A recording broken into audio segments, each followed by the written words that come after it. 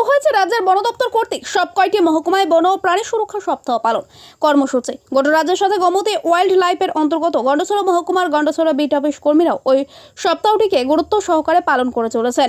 বৃহস্পতিবার প্রভাতে গন্ডছড়া দ্বাদশ শ্রেণী বিদ্যালয়ের ছাত্রছাত্রীদের নিয়ে প্রভাত ফেরিতে নামেন বনকর্মীরা। ওই দিন প্রভাতে ছাত্রছাত্রী এবং বনকর্মীদের প্রভাত ফেরি র্যালিটি মহকুমার বিভিন্ন পথ পরিক্রমা শেষে গন্ডছড়া দ্বাদশ শ্রেণী বিদ্যালয় মাঠে গিয়ে সমাপ্ত হয়। বৃহস্পতিবারের ওই প্রভাত ফেরি র্যালিতে উপস্থিত ছিলেন গন্ডছড়া বিট অফিসের রেঞ্জ অফিসার বিন্দুজয় ত্রিপুরা, সহকারী রেঞ্জ অফিসার ধর্মজয় ত্রিপুরা, পেট্রোল বন অফিসার নবেন্দু ভট্টাচার্য, গন্ডছড়া দ্বাদশ শ্রেণী বিদ্যালয়ের প্রিন্সিপাল খগেন্দ্র ত্রিপুরা প্রমুখ।